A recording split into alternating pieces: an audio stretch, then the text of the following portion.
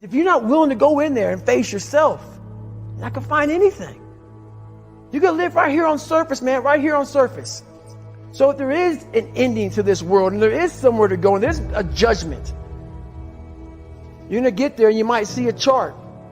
And that chart may tell you who the fuck you should have been. And now you get the rest of your life to think about that. Man, I could have lived a much better life if I just would have just suffered a little bit more. If I just would have went in that and realized I had so much more. But fear and the 40% and living here versus living here, being afraid, stop me. Your biggest enemy, the most important conversation you will ever have in your life is the one you have with yourself. You wake up with it, you walk around with it, you go to bed with it.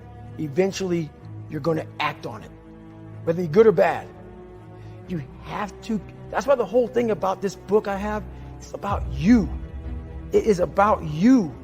It's strictly about you finding who you are. So many people die, live 100 years, never fucking know who they are. Never know who they are. You have to look in that mirror and know there's so much more in here, man. Because I can literally right now be a 300-pound guy spraying for cockroaches still to this day. If I did not look in that mirror and say, there has to be more to this. This can't be it.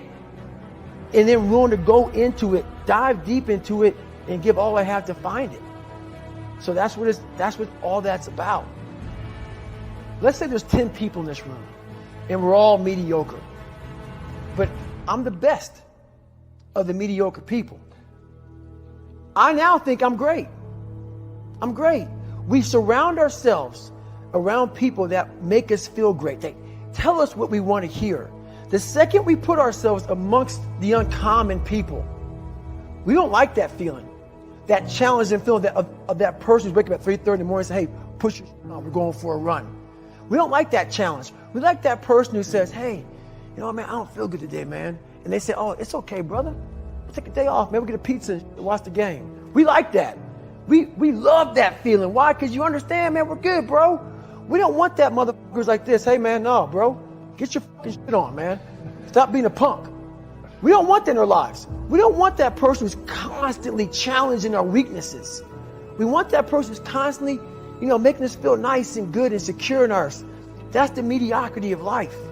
We want to be the best amongst the average people. People wonder, how do you stay hungry all the time? Because after I accomplish something, I don't sit back like a lot of guys who graduate buds, graduate this, graduate that. They get comfortable. They wonder why I'm getting weak, man. I don't know, I lost my edge. What's going on? Because once you hit the top of the fucking mountain, guess what happened? I'm good.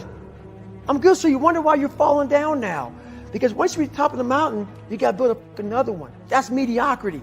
There's a lot of people in mediocrity who have a nice resume, but they're one-timers, man. They hit a one-time deal. They busted it open, got a lot of money, but they're good. You're mediocre now, man. What are you fucking doing today, tomorrow, the next fucking day? That's why I don't listen to theorists. I don't listen to all that bullshit. I listen to a motherfucker who's like this, man. What's wrong, man? I'm fucking tired, dude. Why are you tired? Because tomorrow, I gotta do the fucking shit again, man. Whatever it is that made me fucking nauseous and sick to my stomach, it made me hurt. There's no ending. And that's the person I listen to. That's the person who's gained knowledge. You gain knowledge through suffering. And on the other end of suffering is a world that very few have ever seen. It's a beautiful world because that's where you find yourself. You don't find yourself in over here. You find yourself on the other end. Like the 100-mile race I was on, I ran it for 24 hours. I found myself on the other end of that race.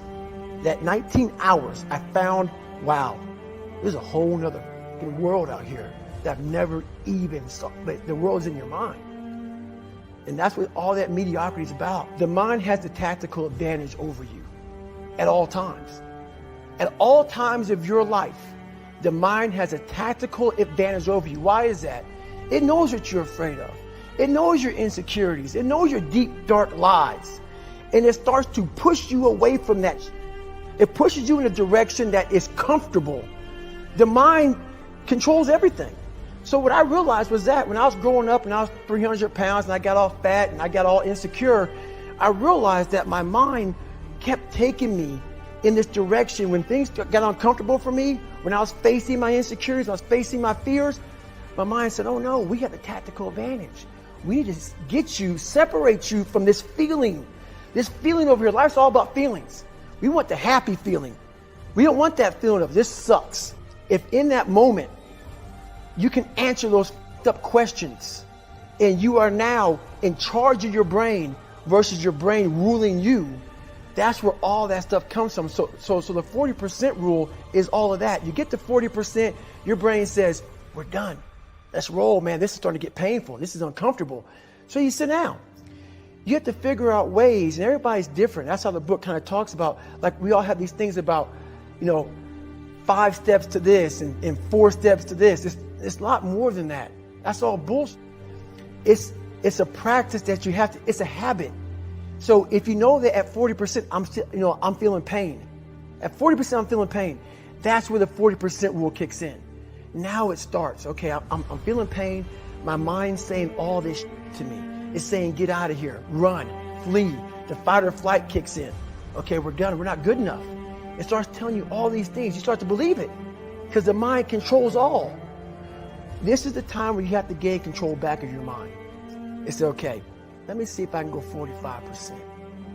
And once you start giving yourself more and more hope and start realizing, okay, the mind starts to be, okay, what are you doing? We're supposed to be going right and you're going left. You start then controlling your mind. Start finding more in yourself. And then it goes from 40% to a lot further than that. But that's the start of it though. Get to the spot where your mind is saying stop. Wherever that is, you gotta get there first. And then that's when that starts to work for you. You gotta control yourself in that moment.